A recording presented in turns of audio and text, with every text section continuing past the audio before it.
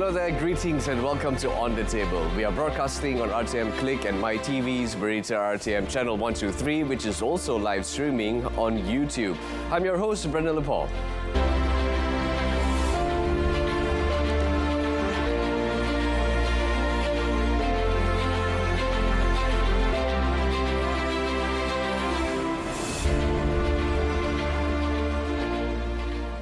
Welcome once again, and on tonight's episode, in the next 30 minutes, we'll be outlining the key potential for Malaysia to leverage its ASEAN Chairmanship to pursue economics reforms and institutional strengthening.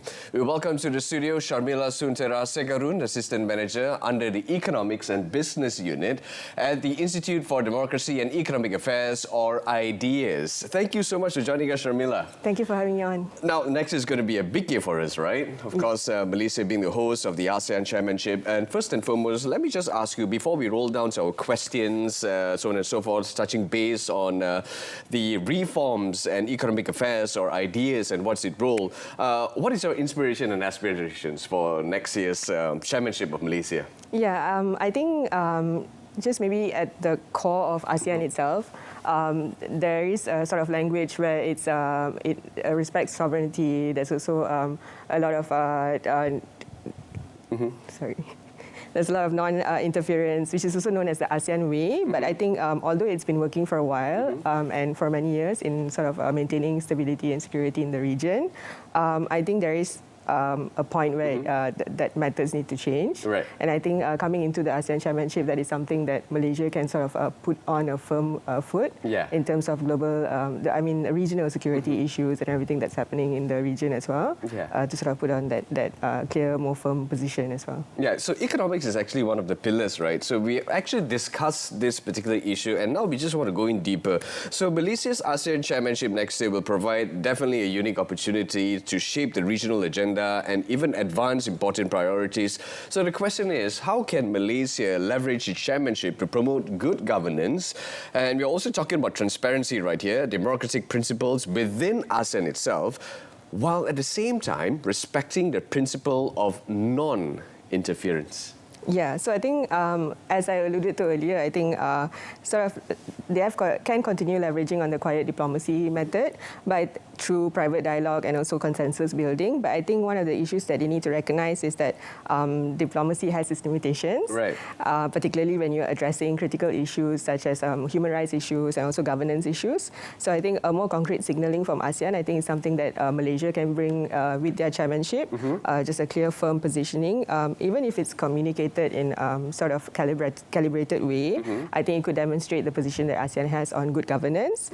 Another way, I think, is to use our economic positioning as an incentive to sort of influence the behavior of like the ASEAN member states, so that they're just not relying completely on, for example, behind-the-scenes engagements, but also using these economic incentives to sort of motivate the ASEAN member states to take up reforms in governance.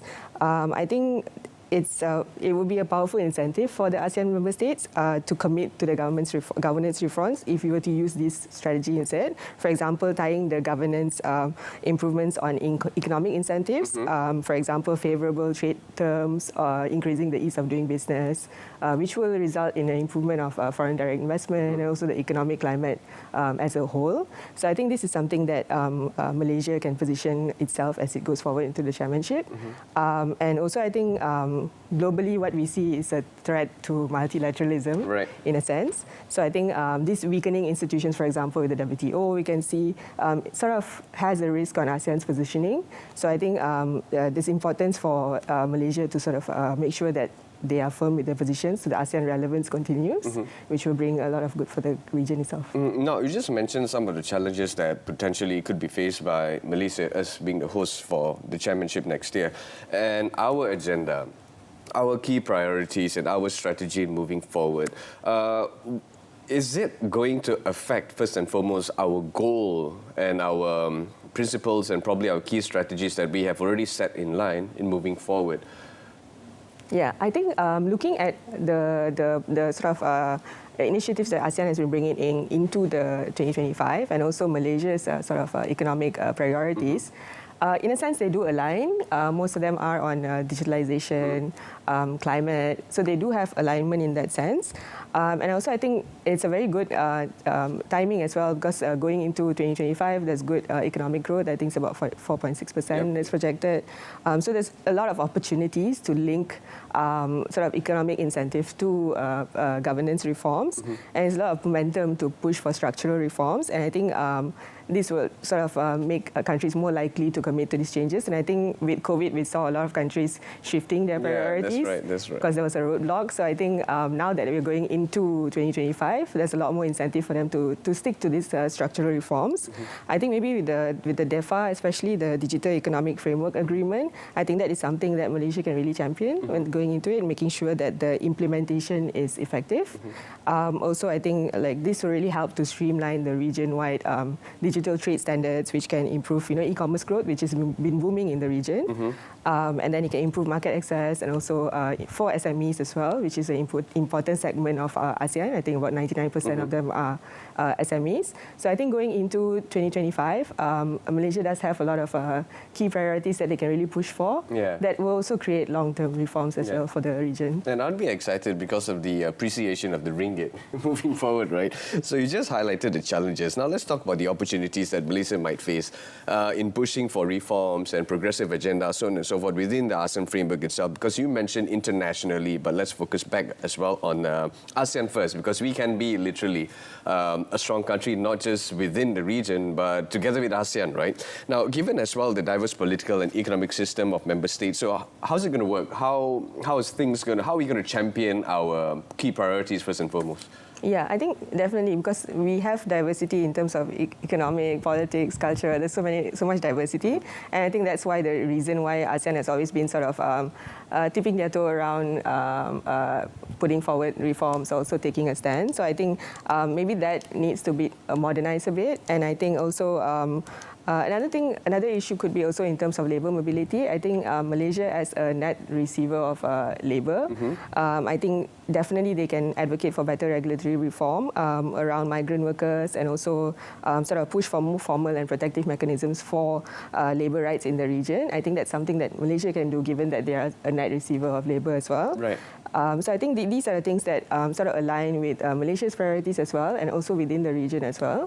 And yeah, because of the differences in disparities, I think if you look at digitalization, for example, I think we are pushing for streamlining of standards, but there's also certain, like for example, with the CLM countries, technological adoption might be lower. So also sort of having a more holistic picture of how to improve technology all across the region as well, not just focusing on like bigger reforms for the countries that are much more developed as well within the region. Yeah. It's a more inclusive thing altogether. It's not just a particular country, strengthening itself and just get the support from member states and to just move forward in that sense. Now, how can Malaysia balance first and foremost its national interests with the collective interests of ASEAN during its chairmanship?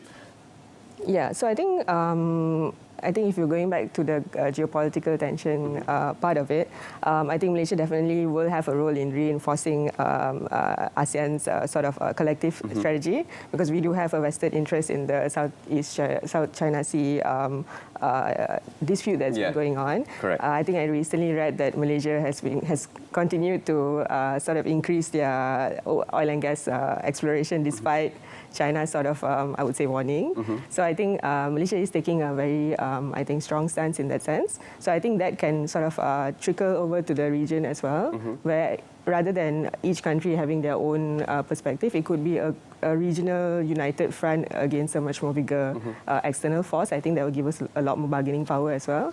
So I think in those cases, I think sort of increasing partnership. And I think Malaysia has a very good diplomatic stance, very good diplomatic capabilities. So I think using that in order to sort of create a united front, I think will be a good way looking at it. So you just mentioned like one strategy that could probably be in place, right? But do you think that there are any other strategies out there, that Malaysia can employ to build consensus and also drive collaborative initiatives, perhaps? Yeah, I think another way would be to hinge it to sort of international standards as well. So I think, for example, with this geopolitical dispute, sort of championing adherence to international standards, like, for example, the UN Convention on the law of seas. I think that could be something that provides a very clear signalling of our position. And I think also another thing is there has been some movement towards like a review of the ASEAN 5-point consensus. Right. So I think if Malaysia were to push for more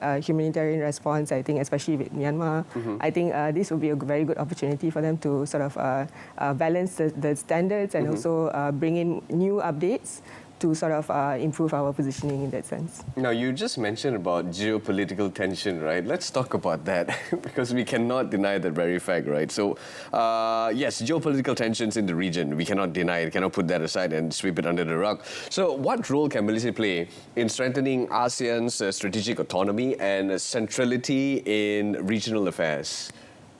Yeah, I think aside from these, adopting these standards and also harmonizing these standards, I think another way of looking at it is also being an economic powerhouse. That would definitely give us a lot more bargaining power in terms of in the region as ASEAN itself. I think there are a few countries within the region that are performing really well. So there are pockets of that. But I think building a more united front is what is important. So I think maybe in terms of trade as well, I think ASEAN has done a lot in terms of reducing tariff through the Artica agreement. But I think non-tariff barriers are still quite high. So that's something that Malaysia can look at. How do we harmonize regulations, improve the mutual recognition of standards. So I think also there's another part of it, which is the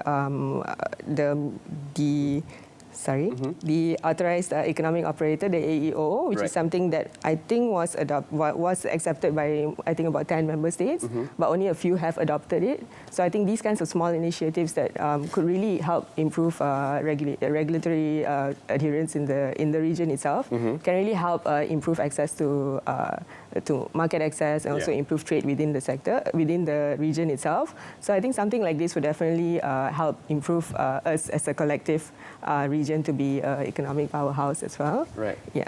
And those are some of the stuff that, of course, when you mentioned. But we're going to talk about economic priorities, so on and so forth. We're going to dive deeper into Malaysia's chairmanship next year. But before that, definitely lots to discuss. But we're going to be going for a quick break, and we'll be back right after this.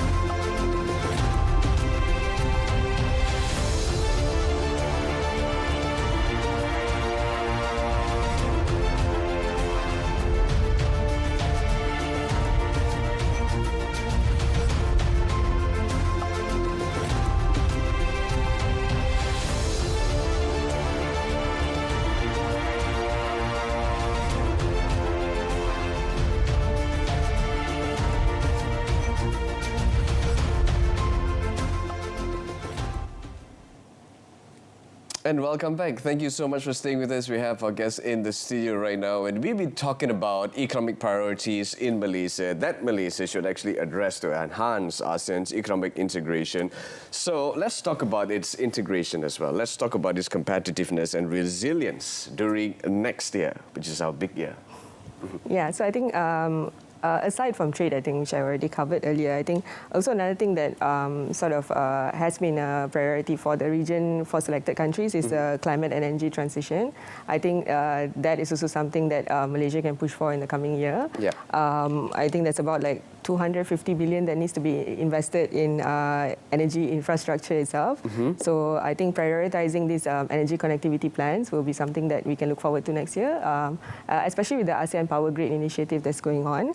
I think currently about 9 out of 18 are being implemented. So I think making sure that the implementation is in place, I think is something that Malaysia can definitely push for. Another part of it, I think, will also be, there's also an initiative called the ASEAN Smart City Network. So I think bringing that up back again to ensure that we have sustainable urban planning, I think that would be really helpful in terms of ensuring that the connectivity within the AMS countries as well. Yeah. So those are some of it. And this is the most, I would say, highlighting this question, this is very important, right? Because we're talking about institutional reforms. Now, this could be a make or break.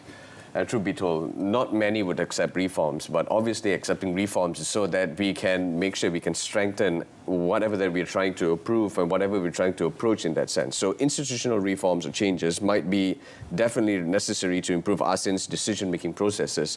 So let's talk about its problem as well and its capabilities, problem-solving capabilities during Malaysia's chairmanship next year. Yeah, I think but also need to give credit where it's due. I think ASEAN has done a lot in terms of reforming institutional reforms and changes.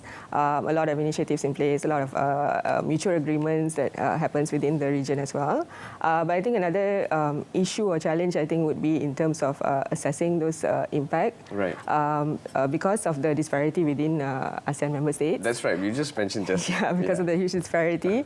Sometimes adopting these standards or reforms requires a lot more cost, a lot more resources, also digital capabilities, which certain countries wouldn't have.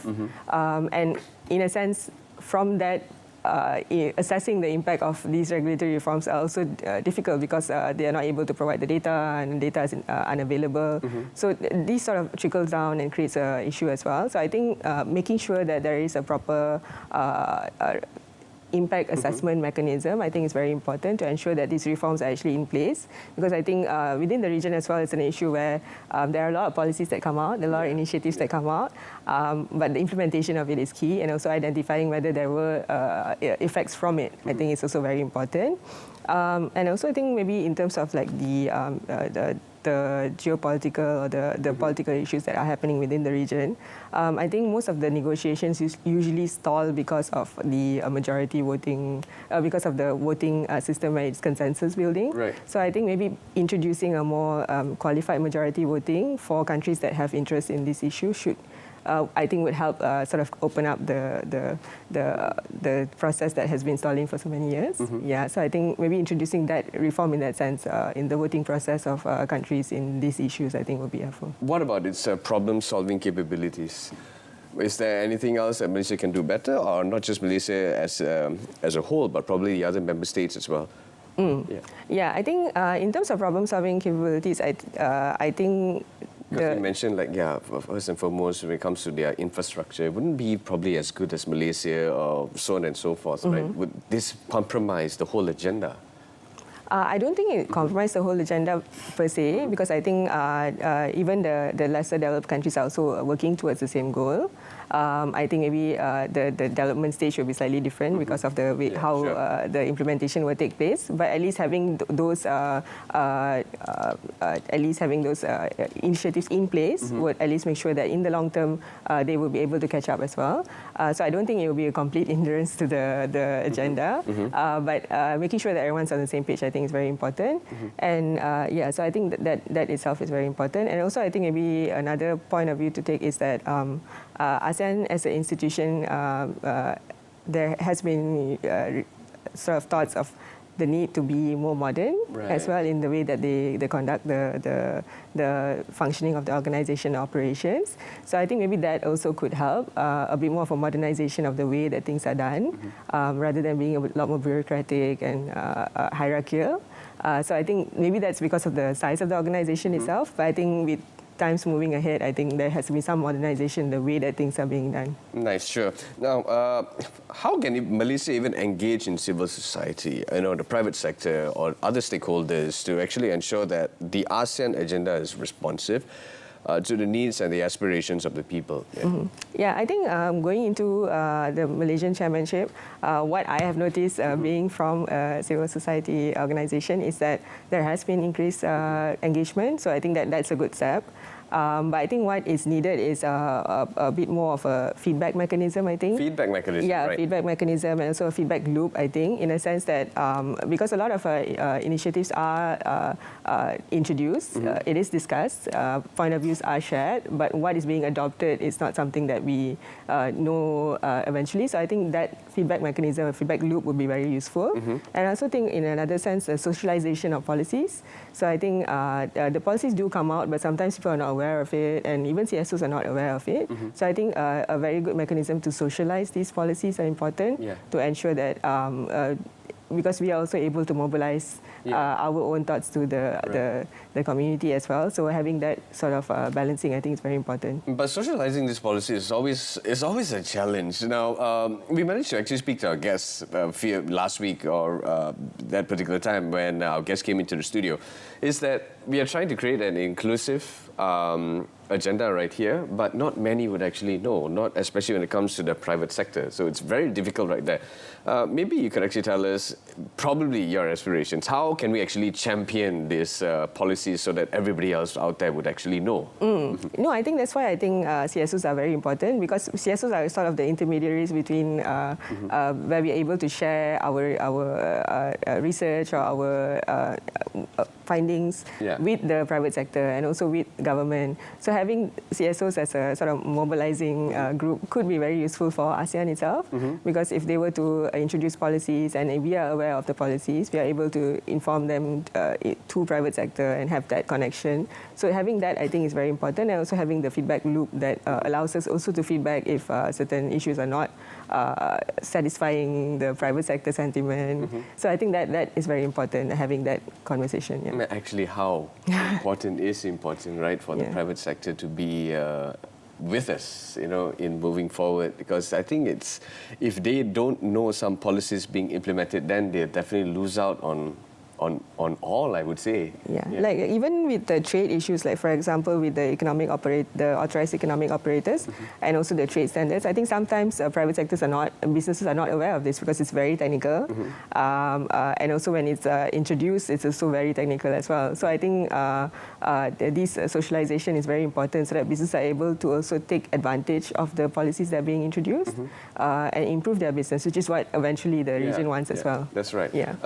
Maybe if you could actually tell us, probably at the back of your head, one of the policies maybe implemented this year that not many, that the private sectors didn't actually engage in that particular policies. Would there be any examples that you could actually share with us? Maybe perhaps on like manpower or digital infrastructure. Are there any? Perhaps that you could see. Maybe you would think that it is, but maybe it's probably actually not. But you would hope that they would actually take the opportunity to leverage on this. Yeah, I think that there has been a lot more use of labour as well. I think there's a lot of mutual agreements that has been signed and adopted by countries that maybe businesses are not aware of, and also in terms of employment. Right. So I think those kind of things are definitely something that businesses should be aware of, because it does affect manpower, it does affect the resources. So I think it's something that they should take into account. Nice. Okay, now moving forward, obviously we have this chairmanship that is happening next year, and we want to talk about this long-term vision and how it can benefit not just the country, but the ASEAN member states as well. And let's also talk about the strategy. Should Malaysia advocate for the strengthening of ASEAN's role as a leading regional organisation in Asia Pacific? Yeah, definitely. Yeah, I think Malaysia is very well positioned to sort of advocate for this. I think a lot of other issues that I've mentioned earlier, for example, with infrastructure, I think will be very key in sort of reducing the disparity between the regions as well, and increasing the connectivity. Because I think what is needed is improve trade within the region as well, rather than just each country having different bilateral agreements with external countries. But within the region, I think strengthening the ease of doing business within the region, I think, is very important. So I think that is something that Malaysia can definitely push for, and also sort of developing a regional value chain. I think it would be very important in key sectors, like for example with Myanmar, with Cambodia in agriculture. I think using their competitive advantages and sort of improving the regional supply chain, I think is something that Malaysia can go forward. And I think it's in line with our domestic policies as well in strengthening supply chains. So I think, or also, for example, creating special economic zones which are in certain places, but sort of making it wider towards all ASEAN countries within the region. So I think that would be very useful to strengthen our position as an economic hub here. Yeah, and that will improve our bargaining power as well. Bargaining power. Let's talk about bargaining power. What's with bargaining power here as we look forward? I mean, is there anything that probably perhaps next year ASEAN Chairmanship in Malaysia, we could actually address some of these challenges and stuff like that when you mentioned bargaining power? Are we talking about trade? Are we talking about the easy access of skilled workers to join us here in Malaysia, and us Malaysians going there to actually earn a decent living income? What could it be?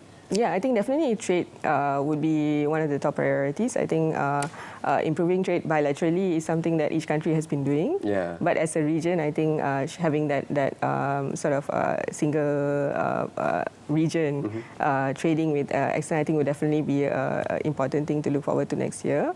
And I think definitely in terms of ease of mobility, I think even within the region currently there has a lot of challenges in terms of ease of mobility. So I think that's something that we need to fix regionally first before we even look into the other countries, which each country has been doing. But I think as a region itself, if we were to do it and remove those challenges, it would be better for the region. And I think another thing that's important is the AEC blueprint. It's sort of expiring in 2025, so that will be something that comes into play next year. So I think with Malaysia sort of starting the next 10-year or 5-year journey, I think there will be a lot of opportunities to put in long-term reforms that I think would be helpful for the region. If there's one thing that you can share with our viewers who are watching at home, something to actually take away, something to actually look out for with Malaysia's role as the host for the ASEAN next year, what would you share to them?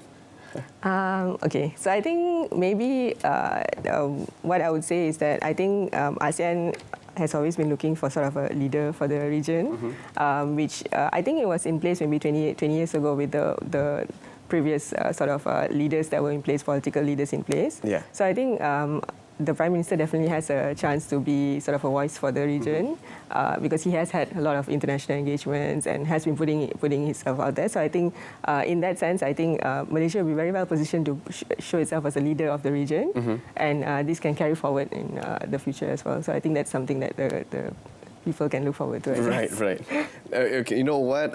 That's all the time we've got for today on the table. Thank you so much for actually being here with us and for actually talking to us about ASEAN's chairmanship and its role, so on and so forth, and what actually we can actually move forward and what we can actually look out for. Now, we've been talking to Shamila Suntarusegarun, Assistant Manager under the Economics and Business Unit at the Institute of Democracy and Economic Affairs, or IDEAS. So now, a repeat of this episode or broadcast can be viewed again at the same time tomorrow and subsequent days on both RTM Click and MyTV's Berita RTM channel, which is also live streaming on YouTube.